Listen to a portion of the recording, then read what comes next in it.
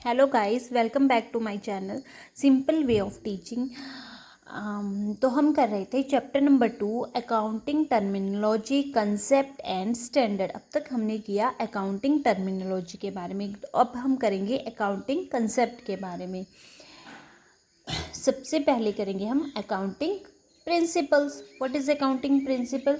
Accounting principle वो principal होते हैं जो हर कंट्री के जो अकाउंटेंट हैं वो इनको फॉलो करते हैं और अपनी बिजनेस की जो भी ट्रांजैक्शंस हैं, जो भी फाइनल अकाउंट हैं, इनको फॉलो करते हुए प्रिपेयर करते हैं। अकाउंटिंग प्रिंसिपल को हम बोलते हैं gap, generally expected accounting principles. उसके बाद आते हैं हमारे फीचर्स ऑफ अकाउंटिंग प्रिंसिपल। इसके क्या फ़ीचर हैं? The principle should be clear and easy. जो प्रिंसिपल हैं वो क्लियरली होने चाहिए और इजी होने चाहिए। नंबर 2 पे आएगा आपका accounting principle are based on fact. Accounting के जो प्रिंसिपल हैं वो फैक्ट बेस्ड होने चाहिए। Third one, we should use this principle easily and regularly. Now we can do kind of principles. अब प्रिंसिपल जो हैं वो कितने टाइप्स के होते हैं? अकाउंटिंग प्रिंसिपल जो हैं वो 3 टाइप्स के होते हैं, बेसिक, कंसेप्ट और अजम्पशन। सेकंड आ गया आपका बेसिक प्रिंसिपल्स। नंबर 3 पे आएगा आपका मॉडिफाइंग प्रिंसिपल और convention. First of all we do basic, concept और अजम्पशन। अकाउंटिंग कंसेप्ट और अजम्पशन यानी कि इसका मतलब है अकाउंटिंग में कंसेप्ट के ऐसे कंसेप्ट मीन्स ऐसे अजम्पशन और condition that every can follow. ऐसे फैक्ट जो एम्प्लॉय के माइंड में रहें और वो इनको फॉलो करते हुए अपने वर्क को प्रॉपर वे में करे। यानी कि concept are logical which is generally and widely expected.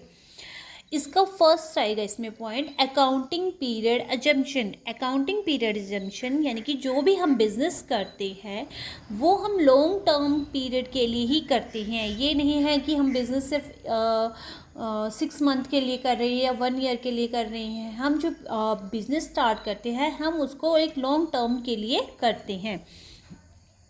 तो इसके लिए हमें अपना प्रॉफिट और लॉस कैलकुलेट करना होता है जो हम ईयरली ही काउंट करेंगे। प्रॉफिट एंड लॉस जो है वो 12 मंथ का एक काउंट करने का 12 मंथ का एक पीरियड होता है। इस पीरियड में आपके कैलेंडर ईयर्स को भी शामिल किया जाता है और फाइनेंशियल ईयर्स को भी। कैलेंडर ईयर्स कौन सा ईयर्स होता है? कैलेंडर ईयर्स वो ईयर हो जाता है जो 1 जनवरी से स्टार्ट होके 31 दिसंबर को एंड होगा, और फाइनेंशियल ईयर वो ईयर होता है जो 1 अप्रैल से स्टार्ट होकर 31 मार्च पर जाकर ख़त्म होगा। Business law of income tax के अकॉर्डिंग अकाउंटिंग पीरियड जो है वो हम फाइनेंशियल ईयर में ही यूज़ करते हैं। फाइनेंशियल का जो फाइनेंशियल ईयर जो होता है वही हम अकाउंटिंग पीरियड में उपयोग में लाते हैं। उसी में हम अपना फाइनेंशियल अकाउंट और प्रॉफिट एंड लॉस को कैलकुलेट करते हैं। नंबर 2 पे आएगा आपका business entity assumption. Business entity assumption क्या होता है? बिजनेस तो आपको पता है, बिजनेस मीन्स हमारा जो व्यवसाय है, एंटिटी मीन्स अस्तित्व और अजम्पशन होती है मान्यता। The entity of the business is separate from its owner. ठीक है, जो हम अकाउंटिंग करते हैं हम अपने बिजनेस के जो एंटिटी है उसको ध्यान में रखते हैं। बैलेंस शीट से बिजनेस की फाइनेंशियल पोजीशन के बारे में पता है चलता है, ना कि ओनर की फाइनेंशियल पोजीशन के बारे में। क्योंकि बिजनेस से तो हमें जो भी हमने फाइनल अकाउंट बनाएंगे, हम बैलेंस शीट बनाएंगे, तो उससे पता चलेगा कि हमारा बिजनेस कैसे प्रोग्रेस कर रहा है, ना कि हमें ये पता चलेगा कि बिजनेस का जो ओनर है उसकी फाइनेंशियल पोजीशन क्या है। ओनर जो है वो बिजनेस में मनी इन्वेस्ट करता है तो वो जो है वो बिजनेस का डेटर बन जाता है, तो हम उसे कैपिटल अकाउंट के अकॉर्डिंग लिखते हैं। ओनर को जो है पर्सनल यूज़ के लिए मनी या गुड्स निकालता है तो वो कंपनी के देनदार, क्रेडिटर बन जाता है यानी कि। और ये हम ड्राइंग अकाउंट में एंट्री करते हैं। ये वर्ड मैंने आपको पहले समझाने के लिए यूज़ किया है कि हमारी ड्राइंग क्या होती है। ड्राइंग में उन आइटम्स को शामिल किया जाता है जो ओनर्स ने अपने पर्सनल यूज़ के लिए बिजनेस में से निकाली है, चाहे अमाउंट ड्रॉ किया है या फिर उसने गुड्स ली हुई हैं। थर्ड आपका आएगा गोइंग कंसर्न अजम्पशन। अब गोइंग कंसर्न अजम्पशन क्या होती है? Business will continue for a long period in the future. Business जो है फ्यूचर में लॉन्ग पीरियड के लिए रहेगा, ठीक है। जैसे आपकी लैंड हो गई, बिल्डिंग, फर्नीचर, मशीनरी एक्सेट्रा, ये जो है हमारी फिक्स्ड एसेट है।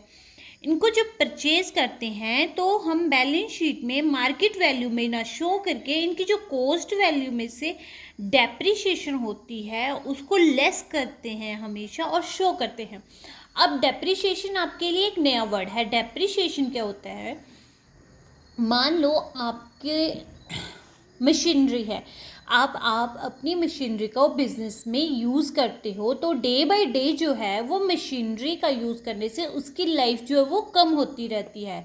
तो डेप्रिसिएशन जो होती है वो उसमें फिर हम जब भी हमारी मशीन है अगर उसमें कोई प्रॉब्लम आती है तो हम उसे रिपेयर करवाते हैं, ठीक है।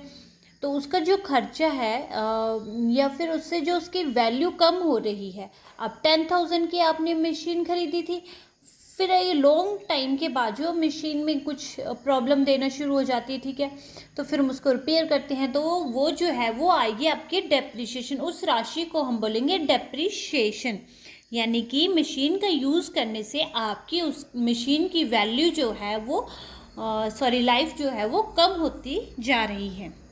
नंबर 4 पॉइंट पे आपका आ गया मनी मेजरमेंट अजम्पशन। अब मनी मेजरमेंट अजम्पशन क्या होती है? Only those transaction are recorded which are in the term of money. जो भी ट्रांजेक्शन हम रिकॉर्ड करेंगे अपने बिजनेस ट्रांजेक्शन में वो मनी से रिलेटेड होनी चाहिए।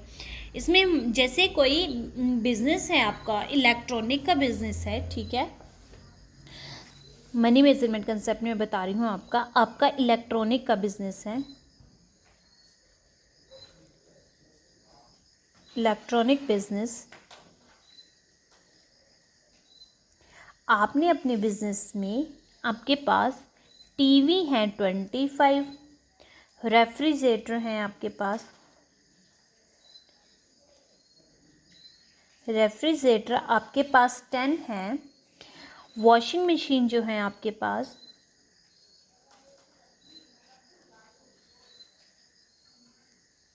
वॉशिंग मशीन जो है आपके 10 हैं, और जो आपके ओवन है वो 20 हैं, ठीक है। या फिर हम लिखें बिजनेस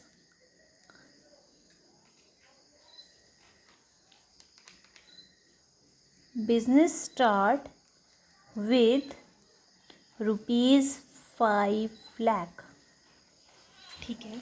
अब जो है इलेक्ट्रॉनिक बिजनेस है, तो मैं बोलूँ कि हमारे पास टीवी 25 है, रेफ्रिजरेटर जो है वो 10 है, और वॉशिंग मशीन भी 10 है, और ओवन जो है वो आपके पास 20 है।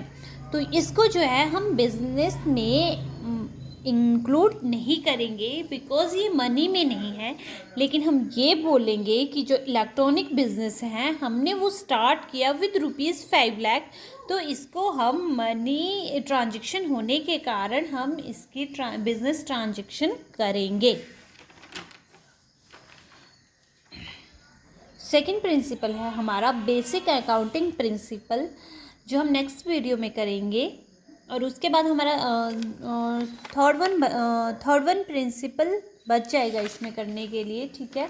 तो सेकंड और थर्ड प्रिंसिपल हम नेक्स्ट वीडियो में करेंगे। आई होप आपको ये वीडियो हेल्पफुल रहे, so please like, share, comment and subscribe my channel. Thank you.